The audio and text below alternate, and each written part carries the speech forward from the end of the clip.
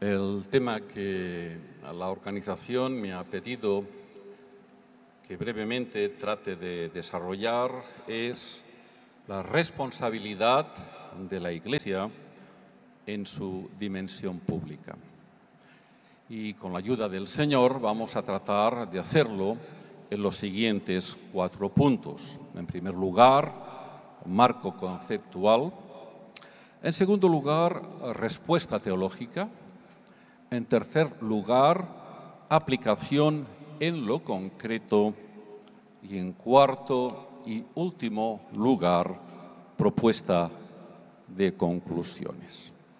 Vamos al primero de los puntos, el marco conceptual. En el siglo IV, con el Edicto de Milán y el reconocimiento del cristianismo como religión oficial del Estado, se inicia lo que conocemos como la era constantiniana. Resumidamente, podríamos decir que esta era tiene las siguientes 3 características. En primer lugar, el apoyo explícito de las estructuras del Estado tanto a la Iglesia como al pensamiento social de la Iglesia. En segundo lugar, el apoyo explícito de la sociedad civil organizada, alineándose tanto con el Estado como con la Iglesia. En tercer y último lugar, la aceptación sin apenas resistencia de la identificación entre la Iglesia y el Estado y la Iglesia. El resultado de todo este proceso histórico ha sido que durante siglos, en mayor o menor grado, el Estado se ha servido de la Iglesia y algunas iglesias se han servido del Estado. Pero como todo proceso histórico, lo que tiene principio también tiene fin. Y la era constantiniana empezó a mostrar signos de debilidad con el estallido de la Primera Guerra Mundial. Con la Segunda Guerra Mundial básicamente se quebró y con el inicio del siglo presente podemos certificar prácticamente su defunción. Evidentemente su desintegración va por barrios, es decir, por países. Y en muchos países todavía existen signos claros de resistencia a los que no podemos ni queremos renunciar, sino todo lo contrario.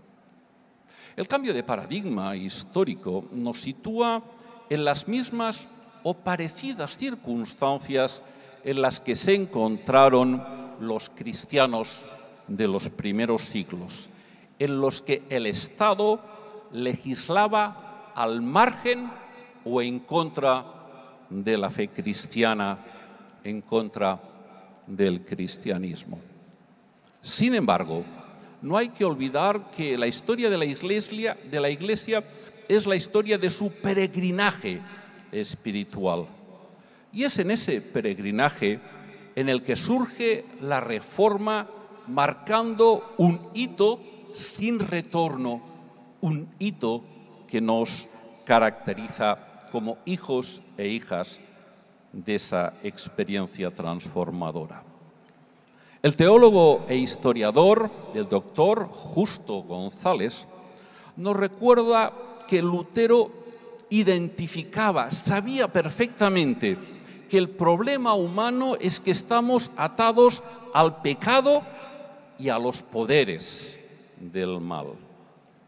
Lutero constató que el problema es la esclavitud de la voluntad humana, la tuya, la mía y la de cuantos nos rodean aquí dentro y más allá, al poder del maligno.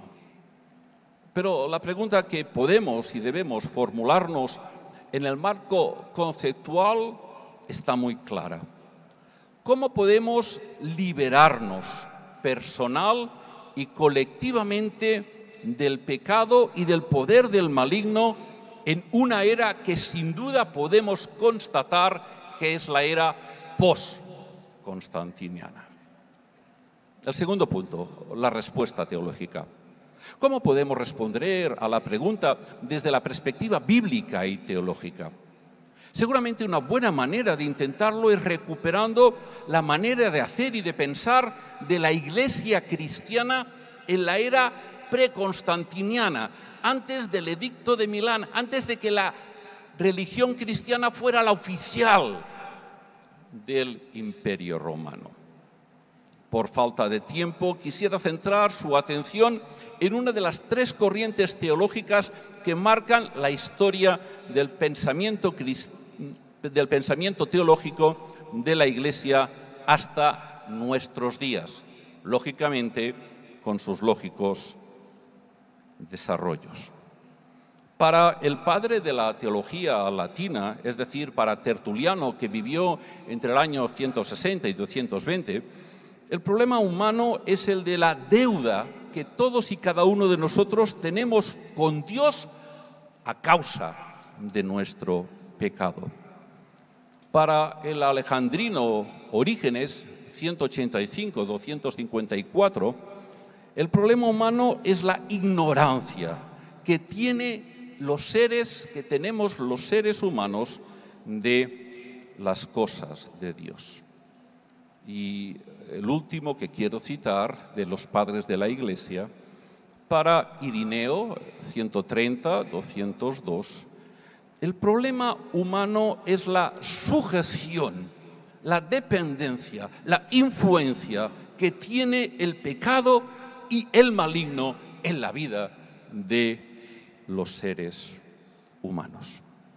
Vemos pues que tanto para Lutero como para Irineo el problema humano es exactamente el mismo, la dependencia, la influencia que tiene el pecado y el maligno en la vida humana, personal y colectiva en nuestra sociedad.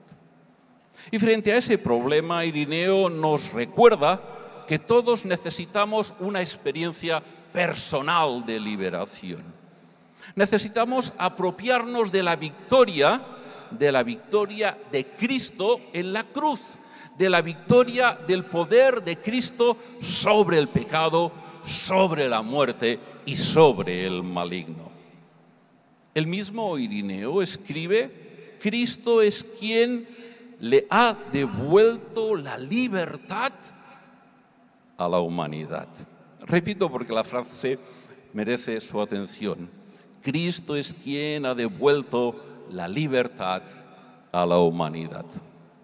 Coincidiendo en el diagnóstico, el matiz teológico entre Lutero e Irineo se debe básicamente a su diferente contexto social. Para Lutero, en su contexto constantiniano, en el que Dios forma parte de la preocupación de los seres humanos, lo que la sociedad de su época necesitaba conocer y saber es que somos justificados por la fe para con Dios. Para Irineo, en su contexto histórico en el que el Dios cristiano es ajeno al interés social, su énfasis teológico es que solamente Cristo nos puede liberar de las ataduras del pecado y de las consecuencias opresoras de pecar. Evidentemente, nuestra situación histórica es mucho más parecida a la de Irineo que a la de Lutero, y la respuesta teológica de Irineo nos ofrece toda una serie de pistas que nos han de ayudar para elaborar una teología política o de la política que nos permita encarar el tema, la responsabilidad de la Iglesia en su dimensión pública. Tercer punto, aplicación en lo concreto. Para los organizadores del Congreso, tres son los ámbitos de la dimensión pública de la fe: nuestro concepto de ciudadanía, nuestro concepto de ecología y nuestro concepto de justicia social. Veamos el primero de los tres, nuestro concepto de ciudadanía. Si nuestro entendimiento bíblico y teológico nos lleva no solamente a trabajar para proclamar el reino de Dios, sino también para implementar los valores liberadores del reino, nuestro entendimiento de ciudadanía se basa en que el ser humano está hecho a imagen y semejanza de Dios. Consecuentemente, una teología política de ciudadanía debe basarse básicamente en los dos siguientes ejes. En primer lugar, nuestro compromiso desde la fe en la defensa de todos los seres humanos para lograr idénticos los mismos derechos de ciudadanía.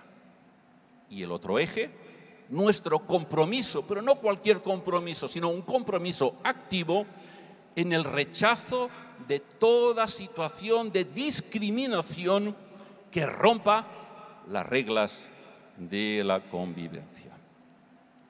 Nuestro concepto de ecología.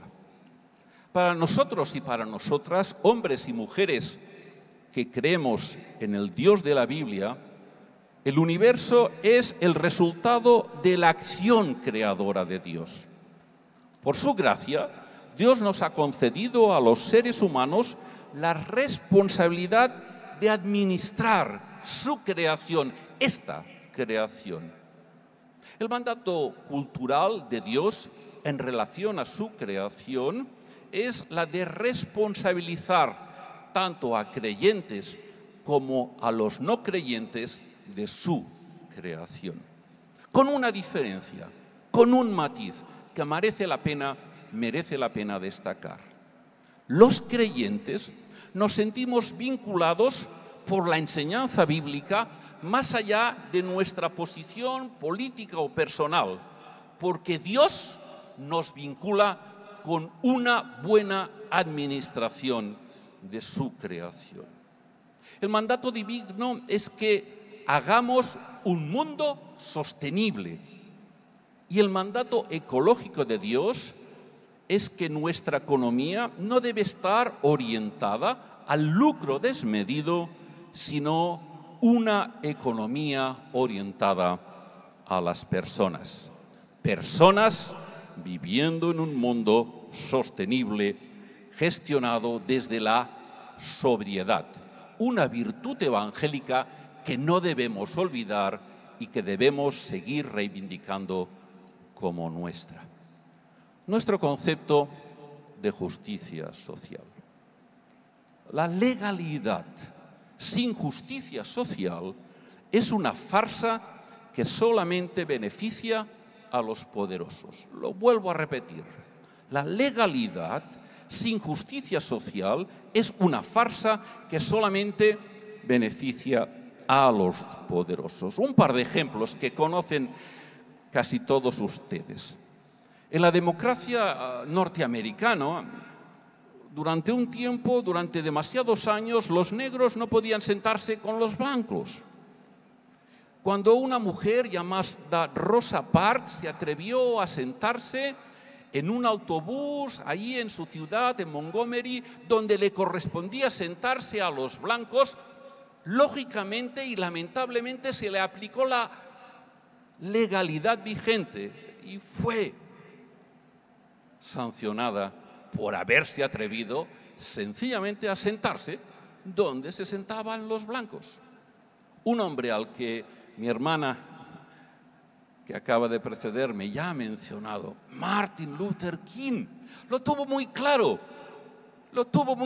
Este profeta de la no violencia inició un movimiento de resistencia para reivindicar la justicia social entre blancos y negros, para conseguir que no hubiera diferencia por el color de la piel.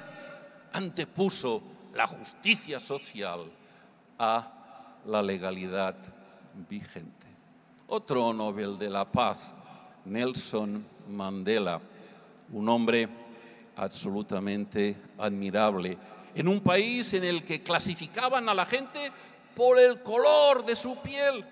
Le aplicaron la legalidad si os preguntara cuántos de vosotros reconocemos esa virtud en Nelson Mandela después de salir de tantos y tantos años de estar en la cárcel y decir: vamos a reconciliar este país porque lo importante es que la justicia social se levantó contra la legalidad vigente y transformó esa legalidad en justicia.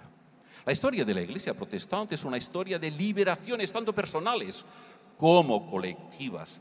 Cuando la Iglesia se decanta a favor de la justicia social, la sociedad avanza y la libertad se anota otra victoria. Punto cuarto, el último, propuesta de conclusiones. 4 propuestas. Primera, la era constantiniana ha finalizado.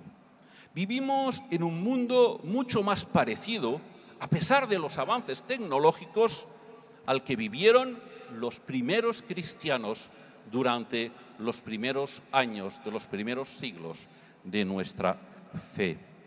Segundo, el mensaje de los primeros cristianos fue el de presentar a Cristo, al Cristo victorioso, al Cristo que venció en la cruz, Cristo como una buena noticia, al Cristo que tiene poder para darnos una nueva vida en la tierra con promesa de eternidad. Tercera conclusión. Nuestro mensaje liberador es el fundamento de nuestra teología política, que es la que prefigura la acción de la Iglesia en su dimensión pública. Y cuarta, vamos a hablar de las 3 aplicaciones a las que hemos hecho referencia.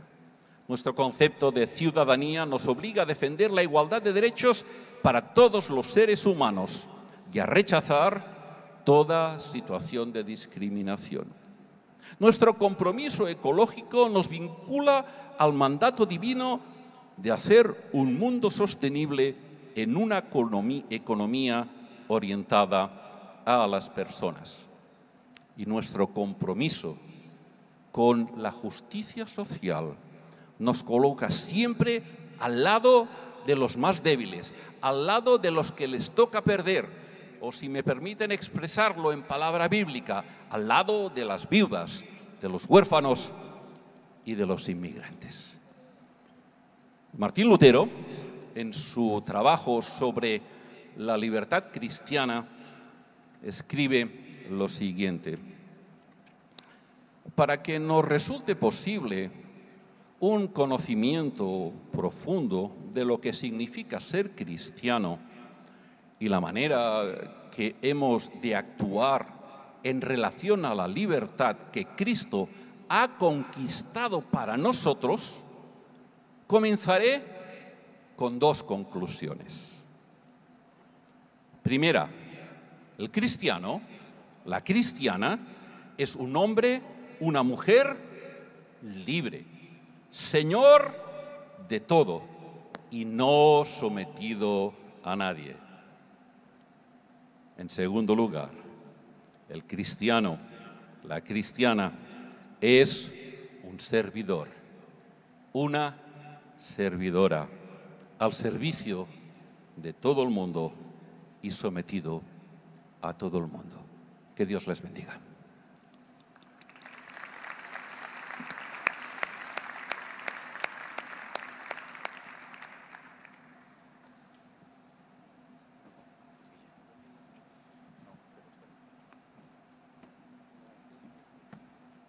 Te pasaste.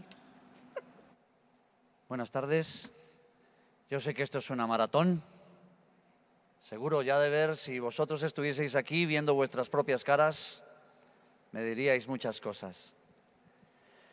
Pero queremos cerrar este proceso. Doy gracias a mis hermanos que nos han ayudado a tratar de presentar de una manera muy rápida lo que ha sido uno de los ejes de pensamiento de este proceso del 500 aniversario de la Reforma. Yo sé que muchos de vosotros ya habéis reclamado vuestro libro, los que no lo hayáis hecho podéis hacerlo en algún momento, Doy gracias a la comisión organizadora del 500 aniversario por darme el privilegio de poder colocar todas estas notas en conjunto y de ver una perspectiva que es la que queremos y hemos estado colocando sobre la mesa. Y es que al volver a pensar en la reforma, en Lutero, en los años medievales, tenemos que ir hacia adelante. La historia tiene que ser una plataforma que nos ayude a saltar hacia el nivel donde Dios está esperando que nosotros podamos llegar. Tiene que ser el desarrollo de una historia que pueda acompañar nuestro deseo de progreso por ver la voluntad de Dios para los próximos años. Y dentro de la explicación que a mí me corresponde en la dimensión espiritual, lógicamente voy a estar tocando algunos aspectos de estas 8 causas. Algunos nos han preguntado ya por qué 8, por qué no 15, por qué 20. 8 porque nosotros teníamos un plan estratégico de desarrollar en primera instancia esta conmemoración el 8 de julio, pero por muchas razones no pudimos hacerlas. 8 porque planteábamos que existieran 8 meses antes de esta conmemoración para que las iglesias pudieran movilizarse de una manera práctica en el desarrollo de un evangelio integral que pudiera mostrarle a la sociedad la articulación de nuestra teología. Alguien nos preguntó en una de las investigaciones que hicimos para llegar a este punto si queríamos celebrar el cumpleaños de Lutero. Y le dijimos que no celebrábamos el nuestro, íbamos a celebrar el de Lutero. Esto no se trata de reivindicar un proceso histórico que no sea capaz de llevarnos a un entendimiento sobre el futuro. Y en la dimensión espiritual es donde podemos o quiero tratar de ver cómo estas causas, que son causas sociales, políticas, de justicia, se enmarcan en la realidad de lo que nosotros hoy en día, desde una sana hermenéutica, tratamos de entender como el Evangelio.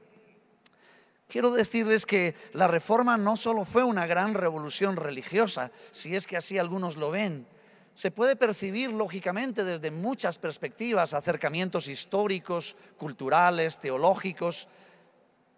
Pero cuando seguimos yendo a la profundidad del corazón de Lutero y los reformadores, la verdad es que encontramos la búsqueda de una espiritualidad más genuina, más cercana a los modelos bíblicos primitivos. De eso se trató en cierta medida el choque que sufrió Lutero al ver lo que estaba sucediendo con la iglesia. La reforma no solo afectó la esfera religiosa, aunque nace a partir de una discusión filosófico-religiosa. Pero creo que tenemos que volver de nuevo a pensar que la reforma fue un choque de cosmovisiones. La cosmovisión humana, eclesial, institucional, jerárquica, sistemática, y la cosmovisión de Dios, representada absolutamente en su palabra. Hoy por hoy, cuando hablamos de 500 años de reforma, luchamos con los mismos desafíos. El mundo actual está hablando sobre el milenio de la espiritualidad. Las grandes revistas y magazines alrededor del mundo, Newsweek, New York Times y muchos otros, hablan de un milenio de la espiritualidad. ¿Qué espiritualidad está hablando esta gente? La raza humana está desbocada en la búsqueda de elementos que puedan satisfacer ese vacío existencial que tenemos hoy en el siglo XXI, como lo tenía la raza humana en el siglo XV, XVI, XVII, que fue un choque para Lutero. Esa espiritualidad que solo puede provenir desde las Sagradas Escrituras. La sola Escritura obligó a Lutero y a muchos otros a pensar si la propuesta dogmático-religiosa tradicional era suficiente para su época. Una pequeña conclusión o un pequeño resumen después de todos estos años de análisis me deja llegar a la conclusión. Los reformadores, en pocas o muchas palabras, dijeron: espiritualidad no es religiosidad, no son ritos, no son prácticas dogmáticas, no tiene que ver con un sistema institucional que nos haga sentir bien, pero que no afecte en lo mínimo a nuestro carácter. Pero también dijeron, espiritualidad no es espiritualismo individualista, que significaría cultivar una vida interior, pero desvinculados del diario vivir, desvinculados del testimonio, desvinculados del contexto donde vivimos, desvinculados totalmente de la sociedad. Espiritualidad no es religiosidad. Espiritualidad no puede ser un espiritualismo individualista, pero espiritualidad tampoco pueden ser solamente experiencias extraordinarias. Lutero mismo las buscó y, según la historia, con un muy buen corazón, pero se encontró que vivir fuera de la realidad no era posible. Las experiencias sobrenaturales no podrían ayudarlo a generar cambios reales que pudieran ser comprobados en un mundo que venía pasando ya a la era moderna, la era de la razón. Así que la espiritualidad requería para los reformadores esos componentes primordiales e inseparables que ellos llamaron, por un lado, contemplación, que sería esta comunión, relación constante, genuina, fresca con Dios. Pero también tenía otro elemento, la práctica, que sería esta acción en el mundo, esta demostración de que podíamos entender la perspectiva de Dios, porque la conciencia nos llevaba a entender el corazón de Dios, no solo para satisfacer nuestras necesidades de eternidad, sino para mostrar su carácter a la raza humana y a toda la creación.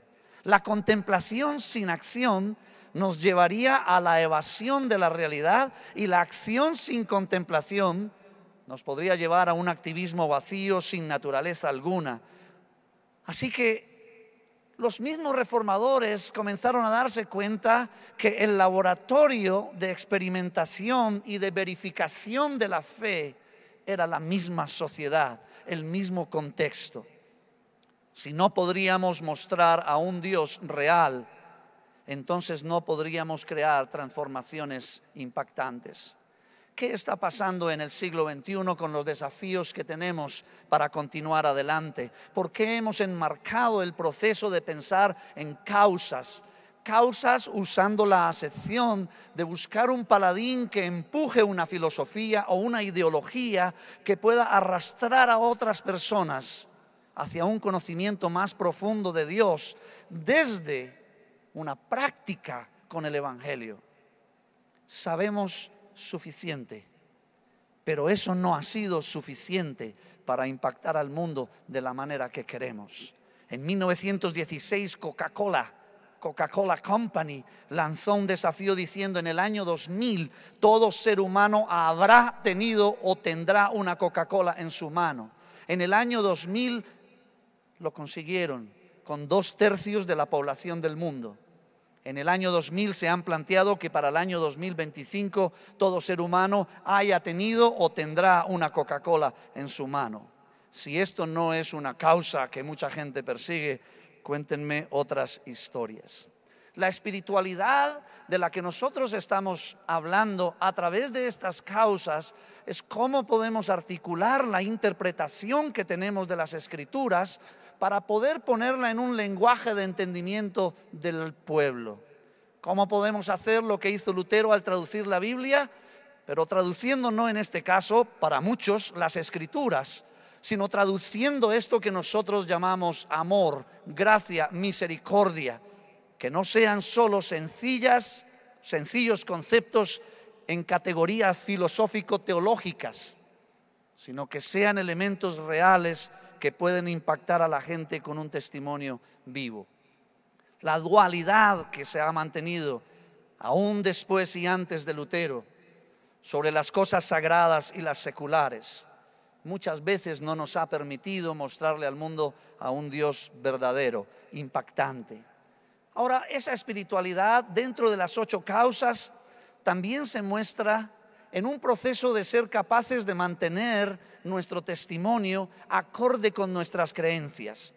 No solo mantenerlo en un instante de nuestra vida, sino ser capaces, como ya lo han demostrado muchos, que por 500 años y mucho más, este testimonio tiene que estar presente activamente en medio de la sociedad. Así brille vuestra luz delante de los hombres, para que vean vuestras buenas acciones y glorifiquen a vuestro Padre que está en los cielos. Una de las consecuencias de la Reforma Protestante fue la represión que ejercieron las autoridades en muchos lugares, pero sobre todo en España, para acallarla. Muchos entregaron su vida siendo mártires por defender una fe que había transformado sus propias vidas y que ahora ellos querían que transformara a otros. Como lo dijo Agustín de Hipona en su paráfrasis de la Gran Comisión de Mateo 28. Vayan y hagan con otros lo que yo ya he hecho con vosotros. Es un proceso de entendimiento natural que cuando se vive se puede expresar. Y la Iglesia durante 500 años ha recibido y ha vivido la experiencia de Jesús. Y lo que nos está otra vez recordando es que podamos volver a vivir esa misma experiencia, pero ahora como una eclesía, como una congregación llamada afuera. La diferencia conceptual y semántica que existe en el Nuevo Testamento entre la eclesía y la paroiquía es interesantísima. Nosotros no estamos aquí para levantar parroquias, la paroiquía, sino para desarrollar este proceso de eclesía que se puede ver claramente en el libro de los Hechos a partir del capítulo 2 en adelante. Una iglesia que entrega su espiritualidad al desarrollo de una vivencia natural, porque si has recibido algo de Dios, entonces estás totalmente preparado para mostrárselo a otros. Muchos ejemplos podría daros esta tarde sobre cómo se mantuvo este testimonio a través de los siglos. Pero pensando en estas causas, personas como el evangélico, teólogo, luterano, Dietrich Bonhoeffer, pudo hacer en el movimiento de resistencia en Alemania, nos deja pensando si es que realmente nosotros nos quejamos de vicio o hay otros que la han pasado muchísimo más fuerte que nosotros en la predicación y la extensión del evangelio. Este hombre que fue llamado a ocupar lugares destacados en la cátedra, luego llega a la conclusión que necesita una profunda transformación en su manera, y escucha esto, de vivir y de interpretar el cristianismo. Él dijo: la vida de un cristiano tiene que pertenecer a la iglesia y a la miseria que la rodea, porque si no estará fuera del círculo de Dios. Yo creo que Jesús, dijo él, nos llamó no a una nueva religión, sino a una nueva forma de vida.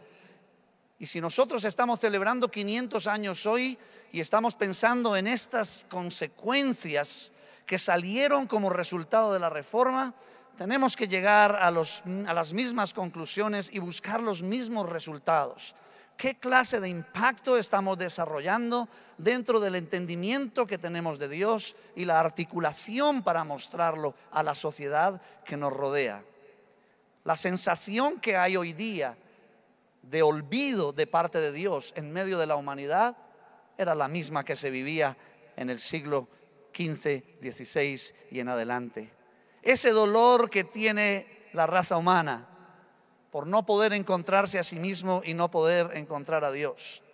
Esas ganas de religión no nacen de otra parte que de un vacío existencial muy profundo. ¿Cuál es el desafío, queridos pastores y líderes? El desafío es que podamos ver cada una de estas causas como caminos que nos ayuden a interpretar y articular las Escrituras para nuestro tiempo y contexto. Que la historia sea la magnífica plataforma desde la cual podamos traer a memoria las cosas que Dios ha hecho en nuestro medio y cómo quiere que sigamos adelante. Lo que no podemos ni debemos hacer es quedarnos anclados en la historia. Es recordar todos estos hechos como sencillas escalas filosóficas que nos han traído a un muy buen despertar académico. El apóstol Pablo afirma muy bien que la dignidad de los creyentes no solo se da por ser morada del Espíritu Santo, sino por ser aquellos que demuestran la existencia de Dios a través de sus vidas.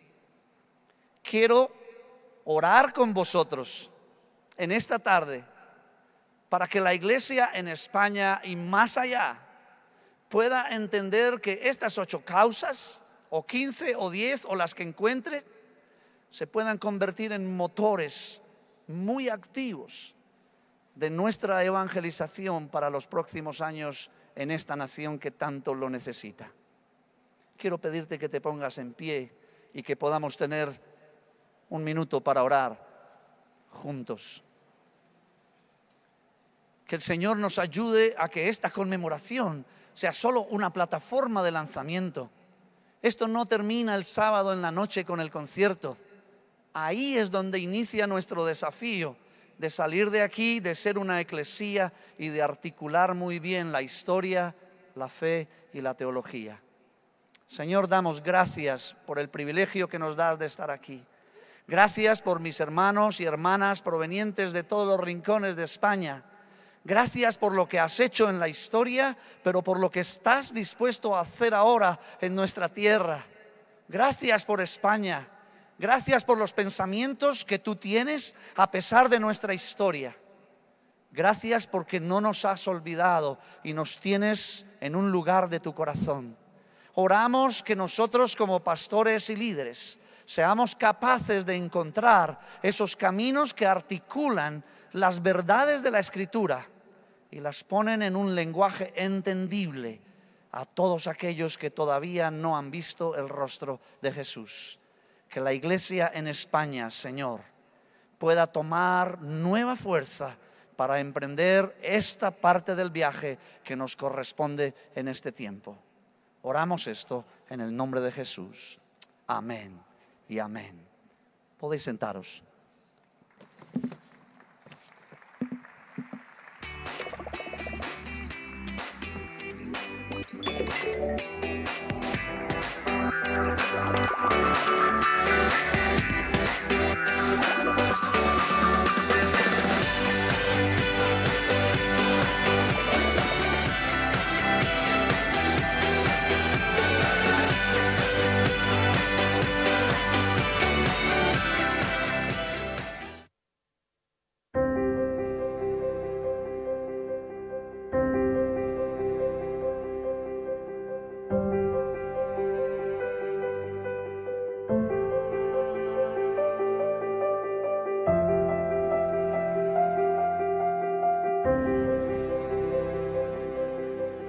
Seguimos con el programa y ahora llega una parte interesante también del programa que es importante, la parte del descanso. Y en este tiempo de descanso van a recibir también unas botellas de agua. Ahora no hay pasta, solamente hay agua. Van a empezar a repartir el agua y vamos a tener un tiempo más largo de descanso. En este tiempo de descanso les invitamos a que visiten los stands. ¿Dónde están situados? Cuando vamos hacia la salida encontraremos el stand de Ágape. Si llegamos hasta la entrada y en esa entrada queremos subir un poquito más para hacer ejercicio, que es bueno, llevamos muchas horas sentados, nos encontraremos con tres cosas. La primera, el stand de Sociedad Bíblica, y el segundo es el stand de CLIE. Si van a hacer este ejercicio, yo les recomiendo que cojan el vale que tienen en su bolsa para canjearlo por un libro. Así harán dos cosas. Visitarán el stand y con la recogida del libro y además harán ejercicio. Y también en la misma planta tenemos una exposición de arte cristiano. Así que vamos a tener este tiempo de descanso. A las 7 menos 5, todos aquí para sentarnos. Para las 7 en punto, tener un tiempo de alabanza con Alex San Pedro. Así que hasta dentro de un ratito.